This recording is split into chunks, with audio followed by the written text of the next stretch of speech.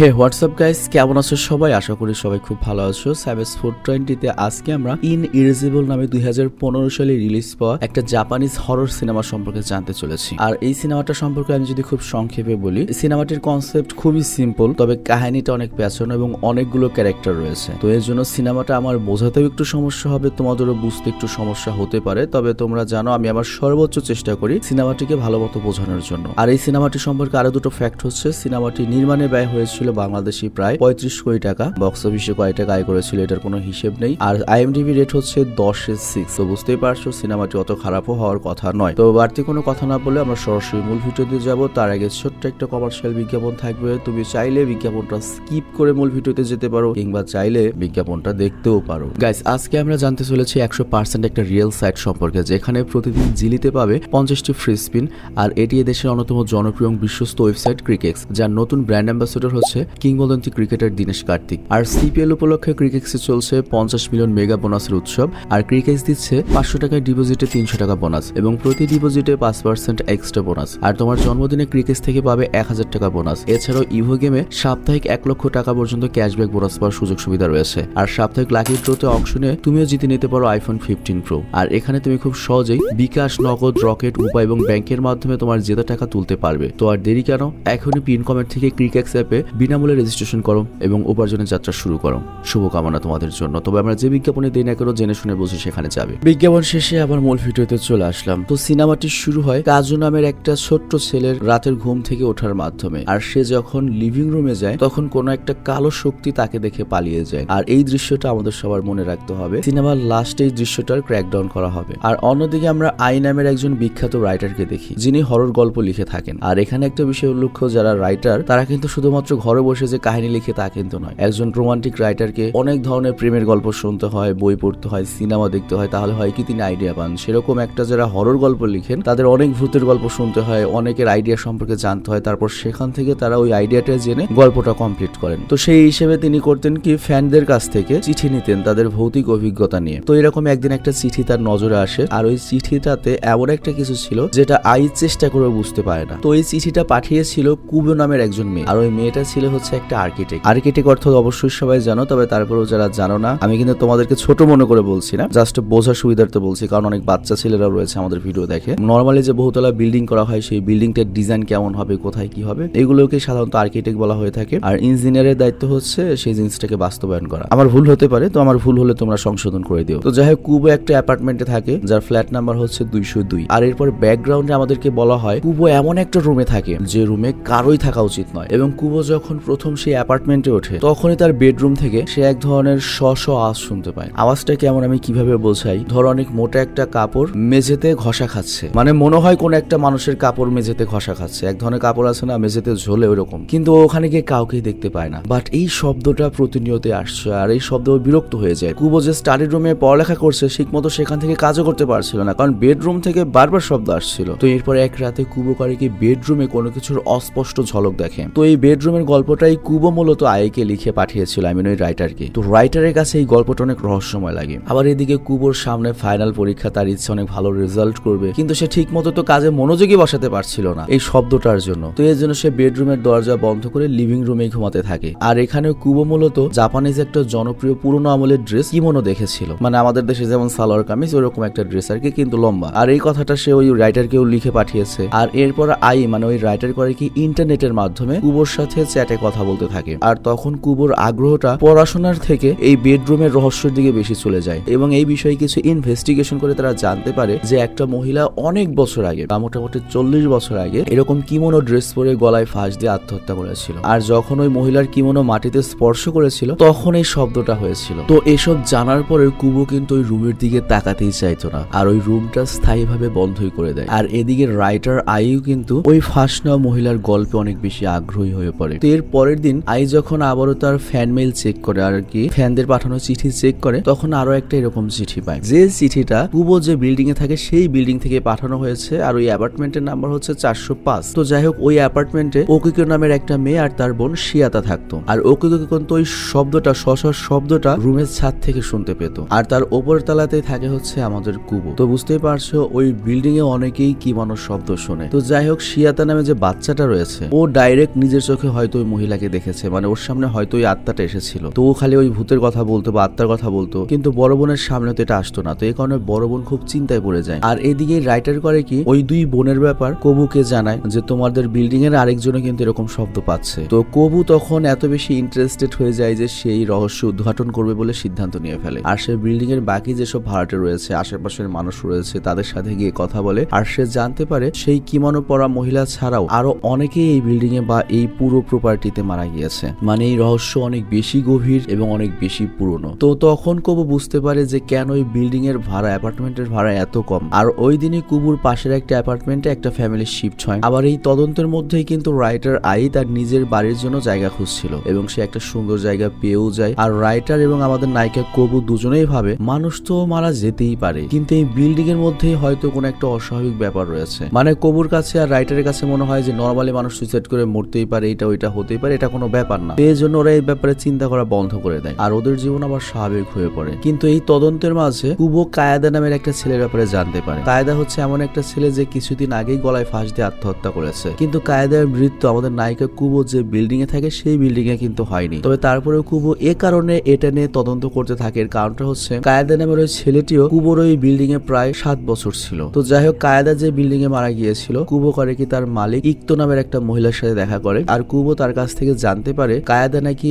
ওই বিল্ডিং এর কালো শক্তির অত্যাচারে ওই বাড়িটা পরিবর্তন করেছিল। আর তখন কুবো বিশ্বাস করতে শুরু করে কুবোর বিল্ডিং এর সেই আত্মায় হয়তো কায়েদাকে মেরে ফেলেছে। অ্যাকচুয়ালি কুবো জানতো যে কায়েদা খুবই পরিশ্রমী একটা ছেলে, সুপার শপে কাজ করতো, ও কেন আত্মহত্যা করবে। তো যাই হোক, ওই বাড়ির মালিকের কাছ থেকে কুবো আরো জানতে পারে যে মাসখানেক আগে কায়েদা প্রতি রাতে আমার রুমের সামনে আসতো, কিন্তু আমি বাইরে গিয়ে তাকাতেই কায়েদা অদৃশ্য হয়ে যেত এবং বেশ কিছুদিন ধরে এরকমই চলছিল। আর এরপর আমি বিরক্ত হয়ে ডাইরেক্ট কায়েদার সাথে দেখা করতে যাই, কিন্তু সেখানে গিয়ে দেখি কায়েদা ফাঁস নিয়ে আত্মহত্যা করেছে। হতে পারে আরো 8-10 দিন আগেও আত্মহত্যা করেছে। তো আমার যেটা মনে হয়, আমার ওই রুমের সামনে কায়েদার আত্মা প্রতিদিন আসতো। সে জাস্ট হয়তো এটা বলতে আসতো যে আমার শেষ সৎকারটা করে দাও। আর এরপর কুবো দেখতে পায় কায়েদা যে রুমে থাকতো সেই রুমে আরেকটা ছেলে ভাড়া নিয়েছে। বাট ওকে যখন জিজ্ঞাসাবাদ করা হয় ও বলে ভূত প্রেত বলতে আবার কিছু আছে নাকি, আমি কোনো আত্মা টাত্মা দেখতে পাইনি। তো কুবো এটা শুনে বুঝতে পারে না যে কায়েদা কি নিজের ইচ্ছাতে মারা গিয়েছে নাকি কোনো কালো শক্তি চাইনি কায়েদা বেঁচে থাকুক। তো কুবো এই সবকিছু রাইটার আইকে আবার জানায়। তো রাইটার আই এটা শুনে আবার অবাক হয়ে যায় এবং সে চিন্তা করে এবার একটু ভালো মতো নামতে হবে। আর এরপর কুবো করে কি সেদিন বাড়ি ফিরে তার পাশের বাসার নতুন ভাড়াটের সাথে দেখা করে। বাট এখানে একটা জিনিস দেখে সে পুরো শকড হয়ে যায়। তারা যখন উঠেছিল তারা খুব খুশি ছিল, কিন্তু এই কয়েকদিনের মধ্যে তাদের চেহারায় ভয়ের পুরো স্পষ্ট ছাপ চলে এসেছে। তো কুবো তখন চিন্তায় পড়ে যায় যে এই বিল্ডিং এ হয়তো এমন কিছু রয়েছে যে কারণে হাসি খুশি মানুষও ভয়ে কাবু হয়ে যায়। আর তখন ওই মহিলা প্রতিবেশী জানায় প্রতি রাতে তারা একটা ভয়ানক ফোন কল পায় আর ওই ফোন কলে ভয়ানক কণ্ঠে কেউ কিছু বলে। আর এছাড়াও তারা বিভিন্ন ধরনের অশরীরী জিনিস দেখতে পায়। আর এই কারণে আমাদের রাতের ঘুম উড়ে গিয়েছে, কিন্তু আমাদের কাছে পর্যাপ্ত টাকা নেই যে ভালো একটা ফ্ল্যাটে উঠবো। তো কুবো এইসব কথা তখন রাইটার আইকে জানায়, কিন্তু দেখা যায় আই তার নতুন জমিতে পুজো করছিল, মানে নতুন একটা জমি কিনেছে এজন্য পুজো করছিল। কিন্তু রাইটার আইয়ের মন কিন্তু ওই ইনভেস্টিগেশনেই ছিল। আর আই যেহেতু একজন নামকরা রাইটার, এজন্য এই রহস্য তার উদ্ঘাটন করতেই হবে, এটার দরকার ছিল। তো এই কারণে প্রথমবারের মতো আই আর কুবো একসাথে দেখা করে এবং তারা এই বিল্ডিং এর ইতিহাস সম্পর্কে জানার সিদ্ধান্ত নেয়। তো এর জন্য তারা যায় হচ্ছে মাসিকো নামের একটা পরিবারের কাছে যারা বিল্ডিং এর সামনের বাড়িতে থাকে, মানে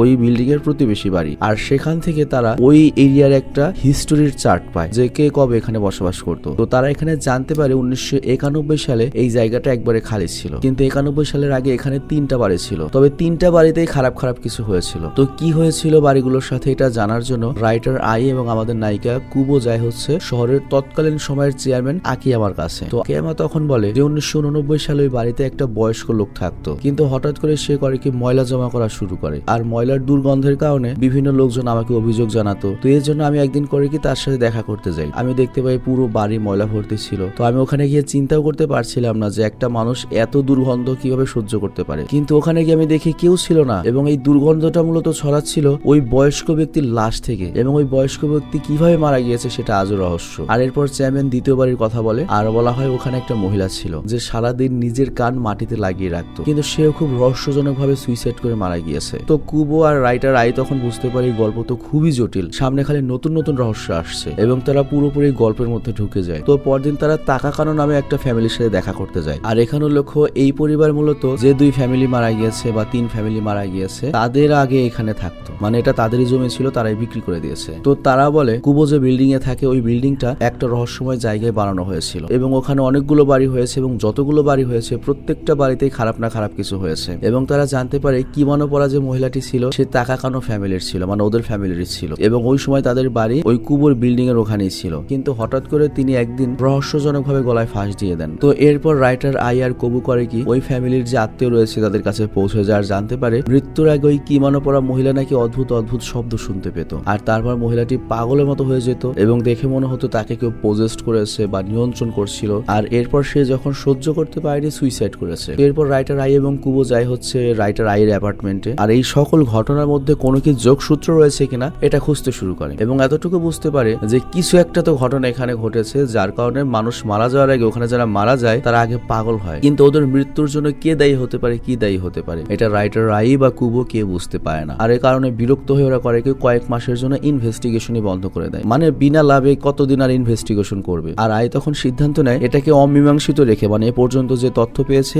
এই কাহিনীর উপরেই ভিত্তি করে সুন্দর একটা গল্প লিখবে যেটা ফিনিশিং দেবে না। আর সে তার গল্পটা এডিটরকে শোনায় আর গল্পটা শোনাচ্ছিল হচ্ছে একটা রেস্টুরেন্ট বারে। তো রাইটার আইর এই গল্পটা ইয়োসাকি নামের আরেকটা রাইটার শুনে ফেলে এবং সে করে কি তৎক্ষণাৎ তার যে এডিটর রয়েছে তাৎসুয়োকি তাকে সাথে নিয়ে এসে ওদের কাছে বসে। আর ইয়োসিকেও এই বিল্ডিং এর ব্যাপারে জানে এবং ইয়োসিকেও বলে যে আমিও তো এই সেম কাহিনী নিয়ে অনেক ইনভেস্টিগেশন করছি, তো আমরা কি একসাথে কাজ করতে পারি? তো তারা একসাথে কাজ করার সিদ্ধান্ত নেয়। তো এবার রাইটার আই এই কথা কুবোকে জানায় আর আমরা দেখতে পাই কুবো এখন নতুন একটা বিল্ডিং এর নতুন অ্যাপার্টমেন্টে থাকে। আবার আইয়েরও বাড়ি বানানো হয়ে গিয়েছে, বর্তমানে তারা স্বাভাবিক জীবন কাটাচ্ছিল, মানে এখন আর কোনো ঝামেলা নেই। তবে তারপরেও আয়ের কাছে একটা পার্সেল আসে আর হিরাকো নামের একটা অপরিচিত মেয়ে পার্সেলটা পাঠিয়েছে এবং এই পার্সেলে দেখা যায় যে এই বিষয় নিয়ে ওই হিরাকো নামের মেয়েটা অনেক ইনভেস্টিগেশন করেছে এবং এখানে অনেক বেশি তথ্য রয়েছে। তো রাইটার আই তখন সেখানে মিসা নামের একটা মেয়ের ব্যাপারে জানতে পারে যে ছোট ছোট বাচ্চাদের শুধু শুধু হত্যা করতো, মানে ওই মহিলার বাচ্চা ছোটবেলায় মারা গিয়েছে এই জন্য সে কারো বাচ্চা দেখতে পারতো না এবং সে কর্তৃকই ওই অন্যের বাচ্চাদের ধরে মেরে নিজের বেডরুমের মাটির নিচে পুঁতে রাখতো। এবং ওই মিসাও নামের সাইকো মহিলাটার বাড়িও কিন্তু আমাদের কুবো প্রথম যে অ্যাপার্টমেন্ট উঠেছে সেই বাড়িতে ছিল, মানে ওই বিল্ডিং হওয়ার আগের বাড়িতে ছিল। এবং মিসাকে এরপর পাগল প্রমাণিত করা হয় এবং এ কারণে তাকে ফাঁসি না দিয়ে পাগলাগারদে পাঠিয়ে দেওয়া হয়েছিল। তবে পাগলাগারদে থেকে সুস্থ হওয়ার পরে মিসাও করে কি তাকাকানো ফ্যামিলির সাথে বিয়ে করে আর তাকাকানো ফ্যামিলি তো ওই বাড়ির পাশেরই বাড়ি। তো যাই হোক এরপর যে আসল রহস্যটা আসে সেটা হচ্ছে এই যে সাইকো কিলারটা ছিল যে বাচ্চাদের মেরে আর বেডরুমে পুঁতে রাখতো সেই কিন্তু ওই কিমানো পরা মহিলা ছিল। আর এরপর তার যখন বয়স হয়ে যায় সংসার টংসার করে তখন তার বাড়িতে সে বাচ্চাদের কান্নার আওয়াজ শুনতে পেত। অ্যাকচুয়ালি যে বাচ্চাদেরকে সে মেরে ফেলেছে তাদের কান্নার আওয়াজ শুনতে পেত আর তার আগের হাজবেন্ডও ছেড়ে গিয়েছে এবং নতুন হাজবেন্ডের সাথেও তার কোনো বাচ্চা হয়নি। তো এই কারণে সে মানসিকভাবে পাগল হয়ে যায় এবং গলায় ওই কিমানো পরে ফাঁস নিয়ে নেয়। তো রাইটার তখন এটা শুনে অবাক হয়ে যায় এবং সবটা কুবোকে জানায় এবং তারা তাদের তদন্ত আবারও শুরু করে দেয়। কিন্তু এরপর গল্পটা আরো বেশি জটিল হয়ে যায়, মানে তারা তো মনে করেছিল যে ওই মহিলার জন্য হয়তো এসব হচ্ছে, ওই মহিলার আত্মা অভিশপ্ত আত্মায় হয়তো এসবগুলো করছে। কিন্তু রাইটার আই তখন শহরের পাগলদের একটা পূর্ণ রেকর্ড খুঁজে পায়, মানে ওই মহিলার রেকর্ড খুঁজে বের করতে গিয়ে আরো কিছু পাগলের রেকর্ড খুঁজে পায় এবং তারা এখানে যে জিনিসটা জানতে পারে ভাই, এটা জানার পরে তারা তো আরো অবাক হয়ে যায়। ওই বিল্ডিং এর যে পুরো এরিয়াটা রয়েছে আমরা কিন্তু জানি ওই বিল্ডিংটা হয়েছে 3 জনের জায়গা মিলে, তো বাকি যে 2টা জায়গা ছিল সেই জায়গাতে কিন্তু পাগলখানা করা হয়েছিল, সাময়িকভাবে পাগলখানা করা হয়েছিল এবং ওখানকার সবগুলো পাগল মারা গিয়েছিল এবং মৃত্যুর আগে তারা সবাই বলতো যে বাড়ির মাটির নিচ থেকে তারা শব্দ শুনতে পেত আর এই শব্দগুলো তাদেরকে মানুষকে মেরে ফেলতে বলতো বা খারাপ কাজ করতে বলতো। তো রাইটার আই তখন কুবোকে এই কথা জানায় আর তখন তারা বুঝতে পারে ওই সিরিয়াল কিলার মিসাকো থেকে এই আত্মার সমস্যা বা এই তোমার অভিশাপটা লাগেনি, ঘটনা আরো আগের। মিসাকোর আগে ওই পাগলরা ছিল এবং তারাও একইভাবে মারা গিয়েছে, তার মানে পাগলদের থেকেও কিন্তু যে শুরু হয়েছে তা কিন্তু নয়, কারণ পাগলরাও মাটির নিচে কোনো একটা কিছু শুনতে পেত এবং ওইগুলো বলতো ওদেরকে খারাপ কাজ করতে। তো এর মানে হচ্ছে ওই বাড়ির মাটির নিচে কোনো একটা ঘটনা ঘটেছিল, অভিশপ্ত ঘটনা, যে কারণে সেটা আস্তে আস্তে উপরে উঠেছে। মনে করো মাটির নিচ থেকে ওই পাগলাগারদ, তারপর মিসাকো নামের ওই মহিলা পাগলা হয়ে মারা গেল, তারপরে মিসাকো নামের ওই মহিলা সাইকো হয়ে বাচ্চাদের মারতো, তারপর ফাঁস নিয়ে মারা পড়লো এবং এরপর এখনো ওই অ্যাপার্টমেন্টে সবাইকে জ্বালাচ্ছে। তো এটার উত্তর পেতে হলে যেটা করতে হবে ওই মাটির নিচে কি রয়েছে সেটা খুঁজে বের করতে হবে এবং সবার মৃত্যুর কারণ হচ্ছে একটাই, ওই বিল্ডিং এর নিচ থেকে আসার শব্দ। এবং আমরা এর আগেও দেখেছি একটা মহিলা কিন্তু সবসময় বিল্ডিং এর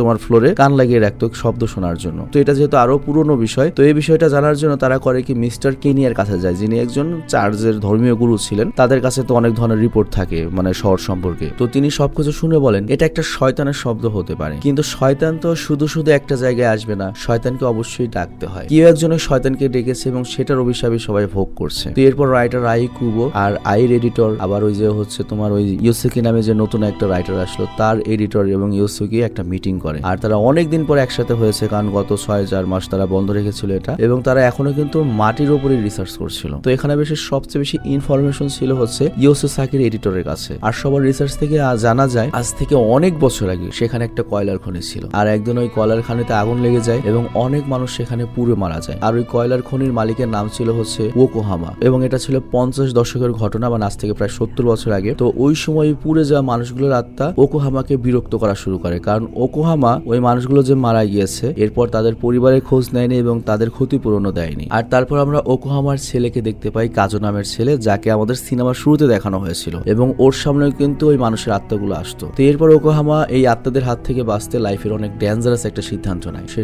শয়তানের পূজা করা শুরু করে এবং সে তার নিজের আত্মাকে শয়তানের কাছে উৎসর্গ করে দেয়। আর এই কারণে সে তার পুরনো বাড়িটা বেছে নিয়েছিল, যেটা অনেকটা নির্জন জায়গায় ছিল। মানে বিষয়টা বুঝিয়ে বলি, কয়লার খনির জায়গাটা ওনার ছিল, ওই জায়গাতে তো তোমার বর্তমানে অ্যাপার্টমেন্ট উঠেছে, বাট কয়লার খনির ওপর তার বাড়ি ছিল না, ওনার বাড়ি তো অন্য জায়গায় ছিল। সেই বাড়িতে উনি এই শয়তানের রিচুয়ালটা করে। তো যাই হোক, ওই কয়লার খনির ঘটনার পর তার পরিবারকে আর কখনোই দেখা যায়নি, কিন্তু কয়লার খনির উপরেই ওই রহস্যময় বাড়িটা বানানো হয়েছিল। হয়তো কেউ জোর করে তৈরি করেছে বা সরকারি বিডিং নিয়ে তৈরি করেছে। তো যাই হোক, ওয়াকোহামার যে তোমার গ্রামের বাড়ি ছিল সেটা কিন্তু আজও খালি পড়ে রয়েছে। তো এই জন্য রাইটাররা সিদ্ধান্ত নেয় তারা এটা ইনভেস্টিগেশন করার জন্য ওয়াকোহামার বাড়িতে যাবে। আর ওয়াকোহামার বাড়ি কিন্তু এখনো পরিত্যক্ত, এবং সেখানে গিয়ে তারা দেখতে পায় যে ওয়াকোহামা আসলেই শয়তানের পূজা করতো এবং সেখানে ডেমনিক অনেক জিনিসপত্র রয়েছে। আর তখন তারা সবাই এই জিনিসটা অ্যানালাইজ করে বুঝতে পারে যে ওই আত্মারা ওয়াকোহামার বেঁচে থাকা এত বেশি কঠিন করে দিয়েছিল যে ওয়াকোহামা তাই নিজের আত্মা শয়তানকে উৎসর্গ করে দেয়, যাতে ওই আত্মাদের কাছে মরতে না হয়। তবে শর্ত ছিল তার ছেলে যেন বেঁচে থাকে, কিন্তু তার ছেলে কোনোভাবে বাঁচতে পারেনি। তো যাই হোক, এইভাবে রহস্যের উদ্ঘাটন হয় এবং তারা সবাই বুঝতে পারে যে এই ঘটনা, যে ওই বিল্ডিং এর যে অভিশাপ, ওটা ওই কিমোনো পরা মহিলা থেকে আসেনি বা কোবো থেকে আসেনি বা ওই পাগল থেকে আসেনি, এটা এসেছে আজ থেকে আরো 70 বছর আগে ওকোহামা থেকে। এবং ওটা একটা অভিশপ্ত জায়গা, যেটা সারা জীবনে অভিশপ্ত থাকবে, কখনোই ভালো হবে না। তো এই রহস্যটা সলভ করার পরে তারা আবার এ নিয়ে সুন্দর করে বই লেখা শুরু করে একসাথে, এবং তারা সেরকমও সিদ্ধান্ত নেয় এটা নিয়ে সিনেমাও তৈরি করবে। কিন্তু কিছুদিন পরই রাইটার আইস জানতে পারে কুবো যে বিল্ডিং এ থাকতো, অভিশপ্ত বিল্ডিং, সেই বিল্ডিং এ আগুন লেগে গিয়েছে এবং ওই বিল্ডিং এর যত মানুষ ছিল সব মারা গিয়েছে, ওই হাসি খুশি পরিবারও মারা গিয়েছে। তো এই খবর যখন কুবো শুনে সে অনেক দুঃখ পায় এবং এরপরে সে সিদ্ধান্ত নেয় ওই বিল্ডিং এর আশেপাশেও সে যাবে না, কারণ সে জানে ওই বিল্ডিং হয়তো আবার নতুন করে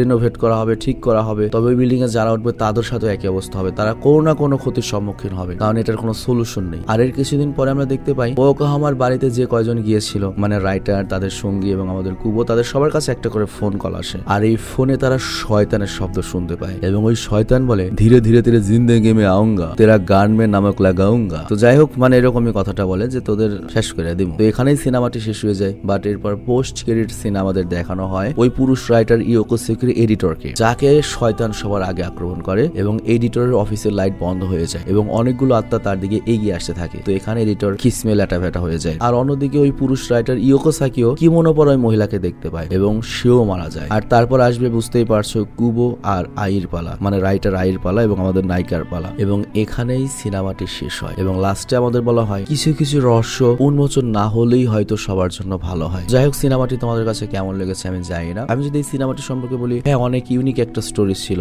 একেবারে যে খারাপ লেগেছে তা নয়, খুব ভালো লেগেছে তাও নয়, একবার দেখার জন্য যথেষ্ট ভালো ছিল, অন্তত এটা আমি মানি। তো বিদায় নিচ্ছি, ভালো থেকে সুস্থ থেকো। আর তোমাদের জন্য একটা বিজ্ঞাপন রয়েছে ভিডিওর লাস্টে, তোমরা কাইন্ডলি একটু কষ্ট করে বিজ্ঞাপনটা দেখো।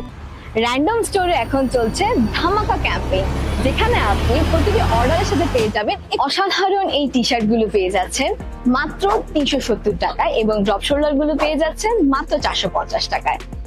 এই টি শার্ট গুলো শতভাগ কটন ফেব্রিকের, যা আপনাকে কমফোর্টেবল ফিল করাবে। তাছাড়া এই টি শার্টের রং কস থেকে শুরু করে প্রিন্টের কোয়ালিটির উপর র্যান্ডম স্টোর দিচ্ছে আপনাকে শতভাগ কোয়ালিটি গ্যারান্টি। এছাড়া র্যান্ডম স্টোরের গ্রুপে রয়েছে অসংখ্য কাস্টমার রিভিউ, যা আপনাকে প্রোডাক্টের উপরে আস্থার যোগান দেবে। র্যান্ডম স্টোরে এখন চলছে ধামাকা ক্যাম্পেইন, যেখানে আপনি প্রতিটি অর্ডারের সাথে পেয়ে যাবেন একটি করে কুপন, আর সেই কুপন থেকে আপনি জিতে নিতে পারেন Suzuki Gixxer bike, iPhone 15, iPhone 12 এবং অ্যান্ড্রয়েড ফোন সহ নগদ 25,000 টাকা। তাছাড়া র্যান্ডম স্টোর থেকে প্রতি সপ্তাহে যারা অর্ডার করছেন তাদের মধ্যে থেকে লাকি 5 জন পাবে অ্যাপেল এয়ারপোর্টের 2nd জেনারেশন। আপনারা জানলে অবাক হবেন, ওগুলো ড্র লাইভে অনুষ্ঠিত হবে র্যান্ডম স্টোর পেজ থেকে। তাই এখনই দেরি না করে অর্ডার করে ফেলুন র্যান্ডম স্টোরের পেজ থেকে এবং অর্ডার নাও অপশনে ক্লিক করে অর্ডার করে ফেলুন।